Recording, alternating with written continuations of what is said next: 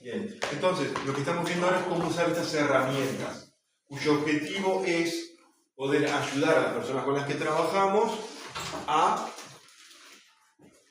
autoconocerse, a explorar situaciones por las que han pasado que les pueden servir para resignificar lo que les está pasando actualmente. Vamos a ver que vamos a trabajar hoy con herramientas que tienen que ver con las emociones, ¿sí? En especial 3 emociones van a ser las que vamos a trabajar hoy, si nos da tiempo. Ira, ansiedad y miedo. ¿Bien? Entonces, pero habíamos trabajado en la clase anterior la hoja de trabajo que se llama autoevaluación para el autodescubrimiento, y en esta se trabajaban 2 conceptos. Uno, el de la autoestima, y otro, el de la resiliencia. ¿Sí? En la clase pasada también vimos un poco de teoría acerca de la autoestima. Vimos la teoría de la autoestima no contingente, que también fue desarrollada por Richard Ryan. Es uno de los 2 psicólogos que desarrollaron la teoría de la autodeterminación, que es la que usamos nosotros aquí en este curso de motivación. Entonces, como el otro día estuvimos hablando de la resiliencia, hoy vamos a terminar con otra herramienta que hay para trabajar la resiliencia, pero vamos a hacer un pequeño, aunque sea cortito, un pequeño repaso teórico de qué se entiende por resiliencia. Por resiliencia, la ilustro con esta imagen del submarino amarillo de los Beatles, porque el concepto de resiliencia está ligado al submarino. ¿Sí? ¿Por qué? Porque en una isla de Hawái, en una de las islas que conforman el archipiélago de Hawái, hay una base de submarinos, y en esa isla, además de la base de submarinos, hay un pequeño pueblo donde vive la gente que les da servicios a los militares de esta base de submarinos. Servicios como bares, prostíbulos, tiendas, etcétera, etcétera. ¿Bien? En esta pequeña isla hay además una pequeña ciudad, y en esa ciudad había una psicóloga y una trabajadora social. ¿Sí? La psicóloga se llamaba Emmy Bernard.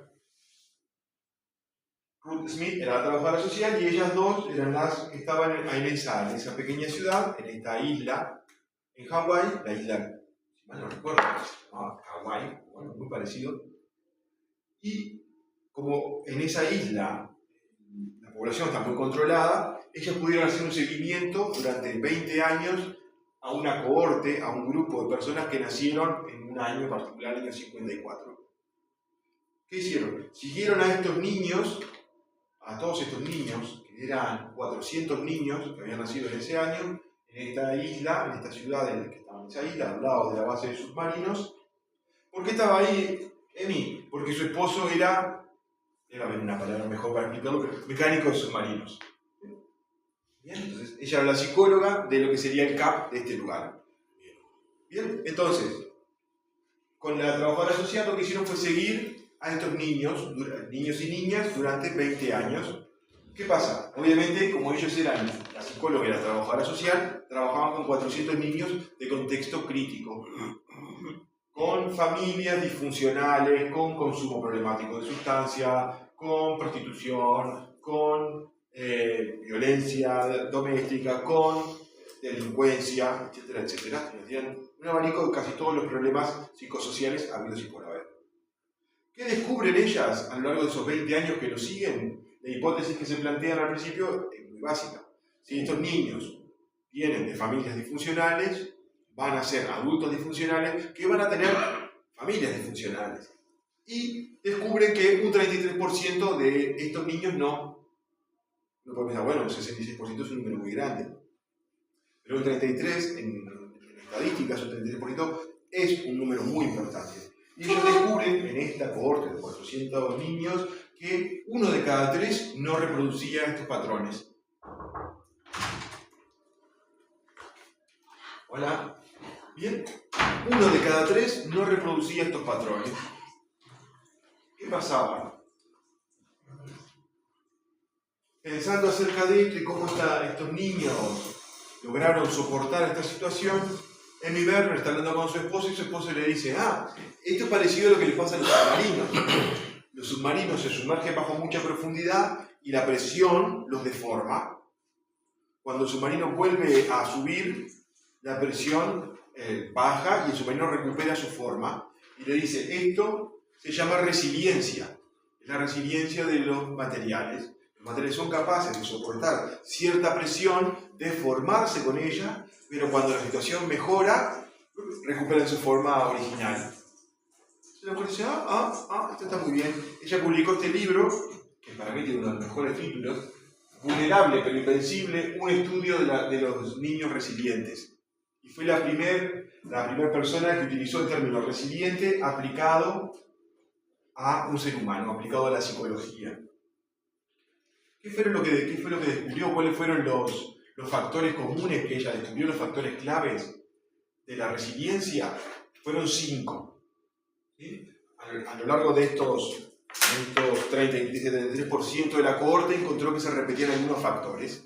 Los que más se repetían, los más importantes, eran que estos niños y niñas que habían tenido familias disfuncionales, violencia, padres con consumo problemático, ludopatía, etcétera, etcétera, habían logrado establecer una relación estable con al menos un adulto afectuoso y confiable. ¿Sí? Con al menos uno. No tenía por qué ser familiar. A veces era una maestra, a veces era una enfermera, a veces era un profesor en el secundario. Era alguien que les daba a ellos lo que no habían tenido en sus hogares. Afecto y una cierta estabilidad, una cierta predictibilidad de las respuestas. Porque eso fue una de las cosas que ellas encontraron. La mayor parte de los adultos disfuncionales no tenían conductas predecibles. Un día podían estar bien y ser muy amorosos con el hijo, y al día siguiente ignorarlo, y al siguiente día pegarle, y al siguiente día volver a ser amorosos. Mientras que estos adultos, que los chicos y chicas iban encontrando a lo largo de su vida, mantenían una estabilidad.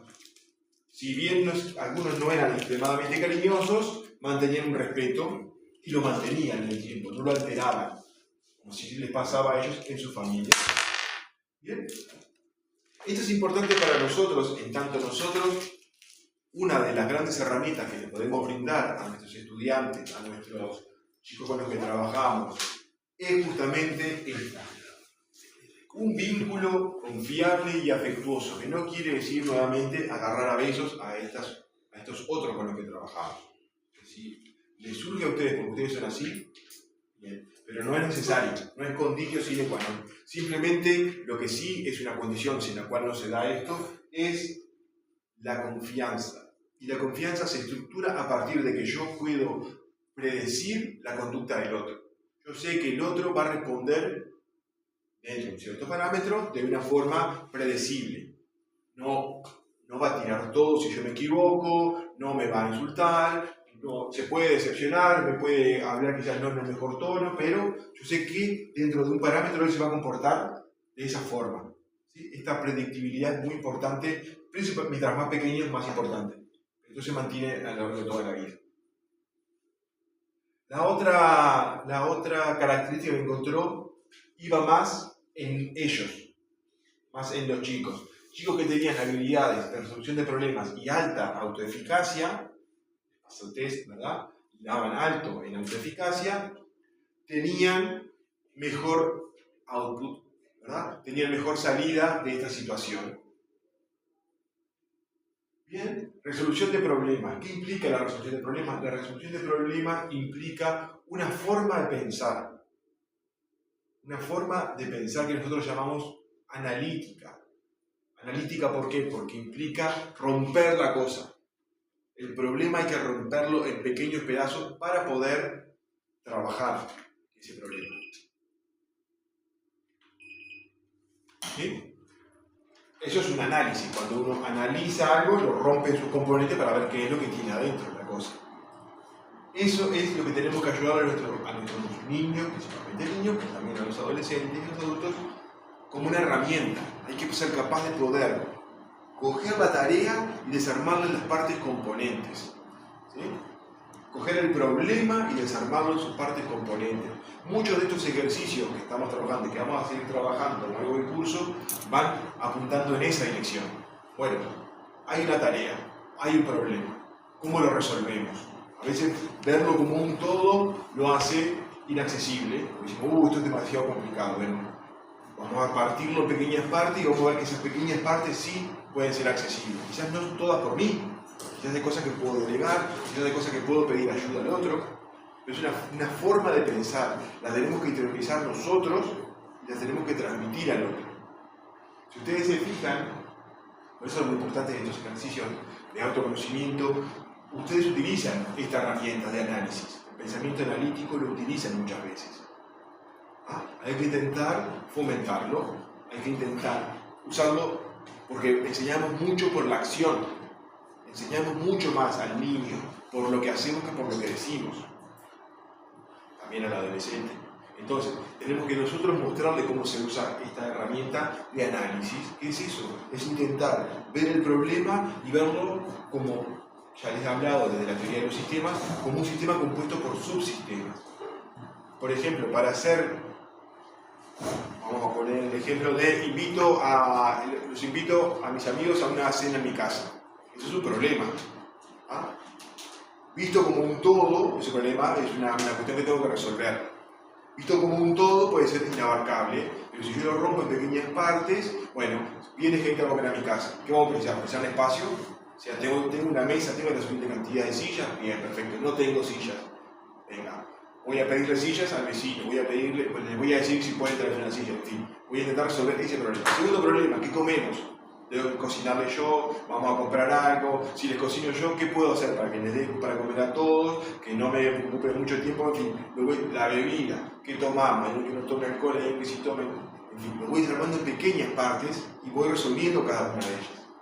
¿Sí? Hasta que llego a completar todas las partes que componían ese gran problema. Y ese problema que era que iba a venir gente a mi casa a cenar, ya está resuelto, porque ya sé que tengo que decirle a alguno que traiga silla, ya sé que tengo que decirle a cada uno que traiga su bebida, tengo que cocinar tantas pizzas para hacerlo, tengo que poner la masa en el lo voy a desarmar en pequeñas partes y lo voy haciendo. ¿Bien? Y lo otro es la autoeficacia. La autoeficacia, como lo vimos la vez pasada, está muy relacionada con la autoestima. ¿Sí? La autoeficacia es la idea que tengo dentro de mi cabeza de qué tan capaz puedo ser yo. Entonces, como habíamos visto en otras ocasiones, para esto, un feedback positivo, cada cosa buena, adecuada, correcta, cada resolución de problema que hace el otro, se la devolvemos, porque a veces el otro no se da cuenta de eso, piensa que eso es bueno, así soy yo, no, en esto estuviste muy bien, mira qué bien que estuviste cuando hiciste tal cosa. Esto refuerza la idea de autoeficacia en el otro. Ponemos ese trabajo, esa tarea, que sea lo suficientemente difícil para que lo desafíe y no tan difícil para que lo frustre. Eso, resolver ese problema que es desafiante pero no imposible, refuerza la idea de autoeficacia. ¿Sí? Lo hacemos trabajar en grupo. ¿Por qué? Porque en el grupo todo el mundo aporta. Algo aportó. Entonces, cuando partimos al grupo en subgrupos, es importante ir por el grupo para poder verlo, para poder darle feedback, pero también para después decirle, sí, pues yo te vi trabajar en el grupo, tú hiciste aportes para que todos refuercen esta idea de autoeficacia. Incluso trabajando en grupo se puede trabajar los aspectos individuales de cada uno de los integrantes del grupo. Bien, el tercer factor clave que encontró Amy Lerner fue que estos niños tenían un temperamento adaptable y un carácter más positivo. Bien, esto es, en psicología se llama idiosincrático. O sea, esto es inherente al sujeto. Esto es más difícil de modificar de afuera. ¿Bien? Porque yo creo que les conté que yo estuve haciendo un grupo de estudio con un docente de facultad llamado Víctor Guerra, y lo que hacíamos era observar bebés. ¿Sí? Y íbamos y filmábamos, teníamos aquellas cámaras que tenían la pantallita así de costado, y filmábamos a los bebés recién nacidos en su interacción con las madres. Y les puedo asegurar que cada bebé que nace tiene un temperamento propio. Hay un bebé que llora y es ¡dame de comer! Y otro bebé que llora como diciendo, si querés, una de esas dame de comer. No, sin apuro, ¿no? Pero me gustaría comer. Y esto es el temperamento de los bebés. ¿No? Veías a los padres podían ser súper pachorrientos y los bebés eran... ¡ah! Y los padres podían ser súper... Y los bebés eran... O sea, hay algo que es innato en el ser humano. Hay cosas que vienen de la herencia, cosas que vienen de la cultura, pero hay siempre un resto que es inherente a cada uno de nosotros. Entonces, este es el componente más difícil de poder trabajar nosotros de afuera, pero igual lo podemos trabajar. ¿Cómo? Ayudándolos a que puedan expresar sus emociones de una forma más adecuada. Por eso hoy, como les decía, si nos da el tiempo hoy, si no lo terminaremos la semana próxima, vamos a trabajar herramientas también de gestión emocional, como por ejemplo para expresar la ira de una forma adecuada. ¿Bien? Obviamente lo que precisaban también estos chicos era un sistema de apoyo externo. La propia Amy Werner era parte de ese sistema de apoyo externo. La seguridad social es parte de este apoyo externo, los CAP, las maestras. Aquí en Cataluña existe el CASAL. ¿Ven? Todo esto son sistemas de apoyo externo. Todo esto propende a la resiliencia de los niños. ¿Por qué? Porque le estamos dando un lugar donde son y están de una forma diferente. Son vistos de una forma diferente. Los tratan de una forma diferente. Y ellos pueden ser y estar de una forma diferente. Esto también lo habíamos visto. La necesidad de sentido. Esos niños, muchos encontraban, de niños o de adolescentes, encontraban un propósito. Una creencia que era una creencia potenciadora. Una creencia que le daba significado a lo que ellos estaban pasando. El sufrimiento que ellos pasaban no era absurdo. Recuerda que hablamos, creo que fue la clase anterior, de la irrupción del asentido. Cuando en la vida de una persona pasa algo que no tiene ningún sentido, ninguna lógica. ¿Y cómo eso nos desmorona? Cómo los seres humanos nos esforzamos, porque estamos hambrientos de sentido. Nuestro cerebro necesita que las cosas tengan un sentido. No se puede pensar la nada, todo es algo. ¿Por qué paso por esta situación tan difícil? Bueno, es una prueba, es un momento difícil que va a pasar y voy a conseguir algo mejor, voy a salir fortalecido de esto, etc. Yo voy a tener un hijo y a mi hijo lo voy a criar de una forma diferente a como me criaron mis padres, a mi hijo nunca le va a faltar nada, no le va a faltar afecto, etcétera, etcétera. Todo este tipo de pensamientos potencian la resiliencia. ¿Bien? ¿Bien? ¿Dudas con respecto a este concepto de resiliencia? Sí. Bueno, es que me viene a la cabeza que hay ciertas generaciones de padres que de alguna forma vivimos en unas circunstancias muy diferentes, con una sociedad que tenía ciertas normas, ciertas reglas, una religión muy implicada, y efectivamente habemos padres que dijimos, esto que a mí me hizo daño, no me gustó, o que me lastimaron, no se lo voy a dar a mis hijos. Pero si bien los hijos que no dejan de poseer esa hambre de sentido, entonces son hijos que en mi entorno me doy cuenta muchas veces no valoran el sacrificio de los padres, o no valoran que tienen un techo, una casa, nada, y piden más y exigen más. Entonces, ¿cómo puede uno salir de la resiliencia sin afectar a la generación siguiente dándole todo, evitándole la resiliencia? Exacto, exacto. Hay una idea que a veces se denomina buenismo, que es esa idea de que no se puede frustrar a los hijos. Hay que darle todo, porque si los frustramos después quedan traumados para el resto de la vida. No es verdad, no tiene ninguna base ni científica ni lógica. La frustración es parte de la vida. Intentar impedirle a alguien la frustración solo consigue lo opuesto. Hay una historia de la India de un príncipe cuyo padre lo crió aislado del mundo. El padre no quería que su hijo sufriera y este joven príncipe, se crió cuando los sirvientes que él tenía empezaban a envejecer, el padre los cambiaba por otros para que él nunca viera lo que era la vejez. Y cuando la gente se moría, quizás la conocen esta historia. Sí, la de Buda. cuando la gente se moría, él lo reemplazaba por otro, se le morían los animales y lo reemplazaba por otro, ahí así. Cuando este joven príncipe, que se llamaba Siddhartha, alcanza una cierta edad, escapa del palacio y ve gente pobre, gente que pasaba hambre, gente que tenía enfermedades, gente vieja, y vuelve con su padre y lo enfrenta y le dice: ¿por qué me engañaste? ¿Por qué me quitaste esto? Y el padre le dice: porque no quería que sufrieras. Y él le dice: me estabas quitando la vida también, porque la vida es sufrimiento. Y ese príncipe se convierte en un monje errante, se sienta bajo un árbol, medita, alcanza la iluminación y se convierte en el Buda. ¿Sí? Entonces, en este caso tenemos una persona que, a pesar de que le quisieron hacer todo esto, logró salir. ¿Bien? La mayoría pasa como comentaba Patri, ¿verdad? El no frustrarlos a los niños hace que después no puedan tolerar la más mínima frustración. Cualquier frustración que pasa en la vida los desmorona, o no tienen herramientas para poder gestionarla, o abandonan.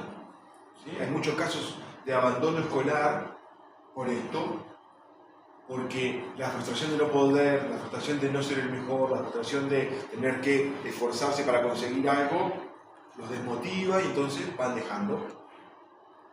Y la responsabilidad aquí subyace en los padres y principalmente en los profesionales, los psicólogos, que o dijeron estas cosas del buenismo o no salieron a cortarlas. Nuestra responsabilidad como profesionales es, cuando aparece una persona que dice estas cosas, salir a desmentirla. Es lo mismo que le pasa a un físico cuando ve un terraplanista. La obligación de él es salir a decir: no, esto no es así. No. Lo mismo que le pasa a un médico cuando ve que uno dice: te das la vacuna y se te magnetiza el brazo. Que tomes la damina. Toman lejía y no podés quedarte el brazo. Y bueno, ahí habría que ver si no estaría bueno quedarte los expulsados y hacer la selección nacional. Pero bueno, en ese caso, que no se la den a nadie. Tomátela tú primero y tomá bastante, cosa de que ya. Bueno, pero ¿por qué me llevan para eso? El rol nuestro como profesional de la salud mental es justamente también lo opuesto. Cuando aparece el doctor Stavili, había un médico aquí en Cataluña que decía, que era un pediatra, y decía: déjalo que llore. Que llore. Cerrarle la puerta y que llore, porque si no, no se hace hombre, se hace blandito. No me acuerdo esta palabra, pero decía eso: déjalo llorar al niño. Y dejar llorar al niño es, ¿se acuerdan que lo vimos esto? Generar un mapa mental en la cabeza de: ahí afuera no hay nadie para mí. Yo estoy llorando, el niño llora porque está mal. Estamos hablando del bebé de 3 meses, no estamos hablando del bebé, del bebote ya de 2 años, ni del preescolar de 3, no. Estamos hablando del bebé de 3 meses. Y él decía: ya con el de 3 meses hay que dejarlo que llore, porque si no se malacostumbra. No hay que darle tanto brazo, porque se malacostumbra. No, él lo necesita. Hay estudios que demuestran eso. No podés salir a decir una bestialidad como esa, dejarlo ahí. Sí con el de 1 año, porque ahí sí hay otro manejo. Puede haber, ¿se acuerdan que ya lo vimos esto desde de la rabieta? Te hace la rabieta, quería las pantuflas de princesa, mirá, ahí, y se terminó la rabieta, eso es chantaje, y, repito, con los terroristas no se negocia. Porque una vez que te agarraron, nunca más te van a dejar salir. Pero cuando un bebé de 3 meses, el bebé de 3 meses no tiene esa capacidad de poder fingir. El bebé llora porque siente hambre, frío, sueño, miedo, lo que sea. Y ahí tenemos que estar nosotros, los padres, para decirle: mirá, cuando hay un problema, acá estoy yo, para que él pueda establecer en su cabeza esta idea. En este caso, como les decía, no tiene la inteligencia suficiente para fingir, no tiene la inteligencia suficiente para saber: hay gente allá afuera para mí. Pero esto se va, de a poquito, se va introduciendo dentro de su cabeza. Yo pido ayuda, entra el señor barbudo que es mi papá, bien, golazo. Sé que cuando yo necesite ayuda va a haber alguien allá afuera para que me ayude. El mundo no es un lugar hostil y yo soy valioso. Estas 3 ideas vienen no solo pero a partir de que cuando yo lloro se abre la puerta y entra mi papá. Si yo lloro, mi mamá me lleva a la cama y me acuesta con ella. Y si lo que me pasa es que tengo gases, mi mamá me hace masajitos para tirarme el pedito y ya estoy bien. Lo que me pasa es hambre, mi mamá me da la teta, mi papá me da un biberón y ya estoy bien. Es lo que tengo es sueño y no me puedo, y ellos me amacan, me acunan hasta que yo me duermo. Hay gente allá afuera que me ayuda. El mundo no es hostil y yo soy valioso. Esas 3 ideas se configuran con algo tan sencillo como darle al otro lo que el otro necesita. es nuestra responsabilidad saber qué es lo que necesita y qué es lo que no. Los niños que van, cuando yo hacía este curso con Víctor Guerra, Víctor daba clases en París 7, en la Universidad de París 7, con Bernard Golse. Golse es el referente justamente en los primeros 3 años de vida del infante. Entonces él llega, año 2011, llega y nos dice, increíble, dice, estuve en las galerías Lafayette y no vi caras de niños. Dice, todos los niños llevaban dispositivos, tablet y móvil, iban en el carrito, por ejemplo, y no les veía la cara, veía que iban con las manitas chiquitas agarrando unas cosas gigantes así. ¿Por qué? Porque un niño que está en una tablet no molesta. No queremos que los niños molesten, no molesten los niños. Lloran, hacen ruido, demandan atención. No queremos eso, queremos estar nosotros tranquilos, paseando por la Galería Lafayette, queremos ir a cenar tranquilo, en fin, que no molesten. Entonces, lo mejor para que no moleste es eso, darle el móvil, darle una tablet, en fin. Mira, ponete a mirar YouTube que papá está cansado.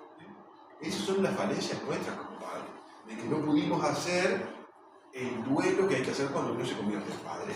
Cuando uno deviene padre, surge una situación que nosotros en psicología llamamos crisis de la parentalidad. Es un duelo.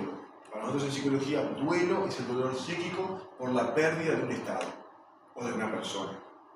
El duelo puede ser tanto de que se murió mi abuelo como de que perdí mi cuerpo juvenil o que perdí mi soltería.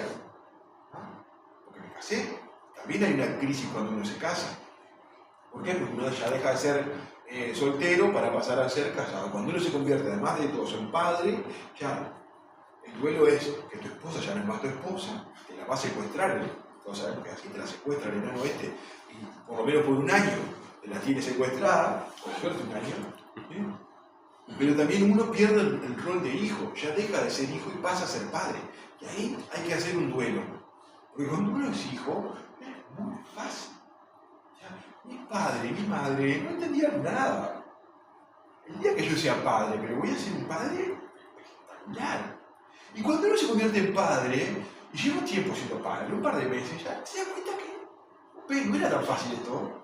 No era. De afuera se ve mucho más fácil. Ya cuando uno está allá adentro, es como jugar al fútbol, ¿verdad? Cuando uno está sentadito afuera, pero pegarle de borde interno, que agarre copa y se meta en un palo, un burro. Cuando uno está allá adentro, ya ve que no es tan fácil hacerlo. Cuando uno es padre, pasa exactamente lo mismo. Uno especialmente el hizo, ¿verdad? Con el primer hijo, uno va con la idea de taquito.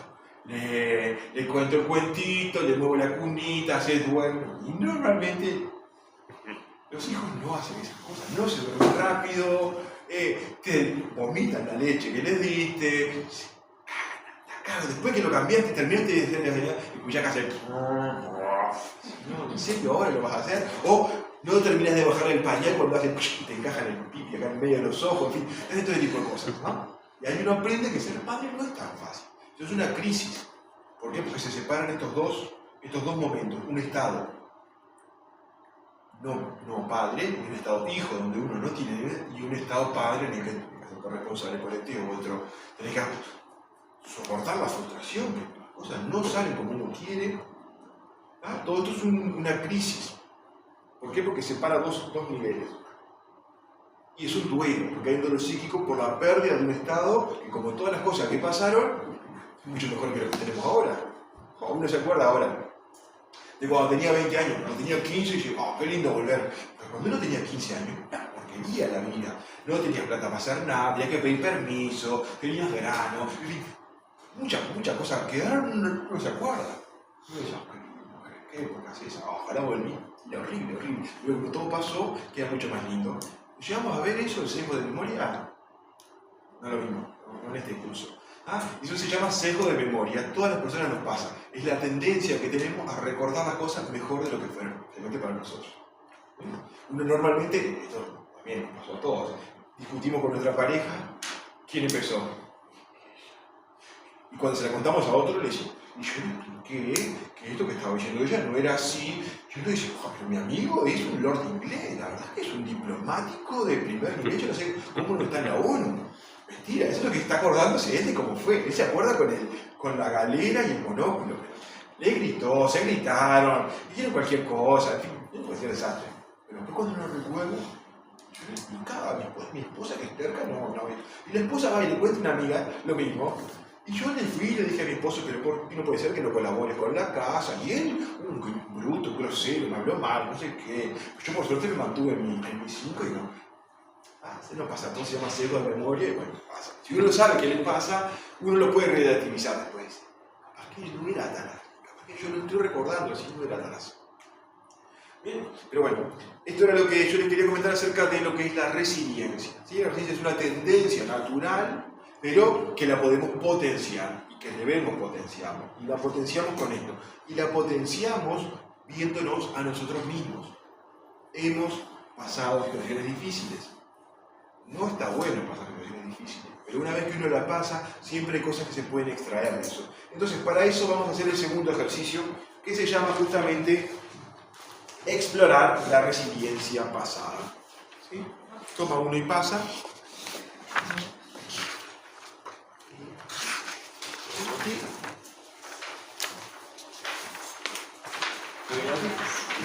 Y si puedes, Pati, pásale a ver si llega ahí.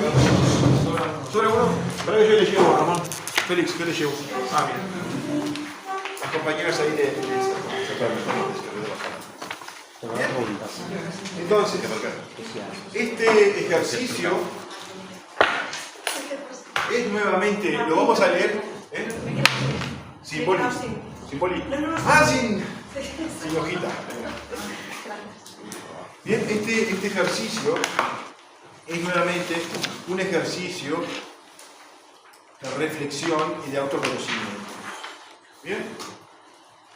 Reflexionar sobre nuestras experiencias pasadas con la adversidad puede ayudarnos a apreciar las habilidades de resiliencia que ya poseemos. Este ejercicio está diseñado para ayudarte a evaluar tu enfoque para superar los reveses y desafíos pasados, de modo que puedas identificar estrategias y fortalezas a las que recurrir en el futuro. Al fomentar la reflexión y la autoconciencia, también es una forma útil de reconocer aquellas cualidades, enfoques y habilidades que te gustaría desarrollar más. Puede ser valioso volver a revisar tus notas cada vez que desees un recordatorio de tu resiliencia. Recuerda que has demostrado resiliencia muchas veces anteriormente y ya tienes las habilidades para manejar los desafíos de la vida cuando surjan. Bien, el ejercicio tiene dos partes. Una primera parte que la van a encontrar en el anverso de la primera hoja, en donde hay que recordar un momento difícil o un desafío particular en tu vida con el que tuviste que luchar. Puede haber sido un evento aislado o continuo, pero trata de elegir uno que haya sido especialmente exigente en el plano emocional. ¿Sí? Alguna situación que haya sido más desafiante para ustedes.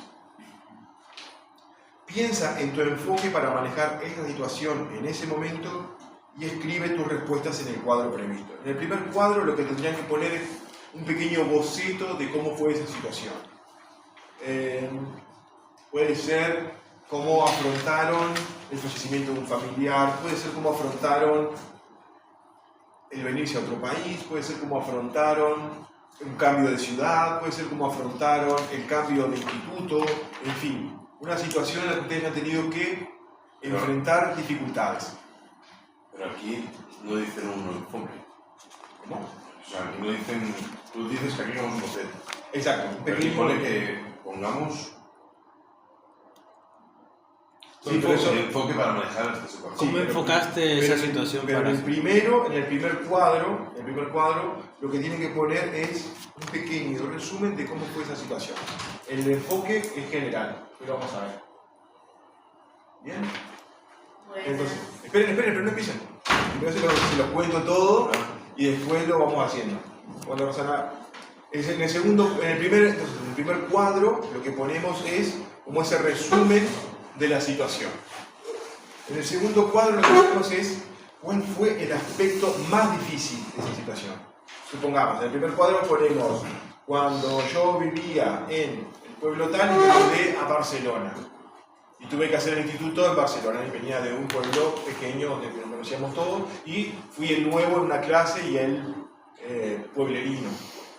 Esa fue la situación difícil por la que atravesé. ¿Bien? Bueno, ¿cuál fue? En el segundo cuadro ponemos cuál fue el aspecto más difícil de esa situación ¿Cómo te las arreglaste? ¿Cómo superaste esa situación? El aspecto más difícil fue que me sentía el único pueblerino de un instituto grande en Gracia. ¿Bien? ¿Cómo te las arreglaste para eso? Y en la segunda parte, reflexiona sobre lo que pusieron en el primero y entonces piensa, ¿cuál era su objetivo en ese momento? ¿Cuál fue el resultado de ese objetivo? Por ejemplo, ¿qué objetivo tenían en ese momento cuando ustedes se enfrentaron a ese problema? ¿Era superarlo? ¿Era adaptarse al entorno? ¿Era esperar que se pasara? En fin, ¿cuál fue la estrategia que ustedes usaron en aquel momento? Intenten pensar en la estrategia de afrontamiento a esa situación. Me distraía, cuando llegaba a mi casa llamaba por teléfono a mis amigos del pueblo. Una estrategia de distracción, no pensar en eso, etcétera, etcétera. ¿Cuál fue el resultado?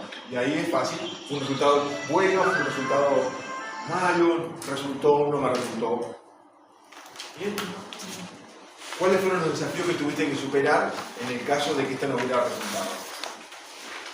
Después, pensamientos y emociones difíciles que experimentaron en aquel momento. Después, ¿hubo algún apoyo en ese momento? ¿Quién? ¿Qué habilidades te resultaron más útiles para lidiar con la situación?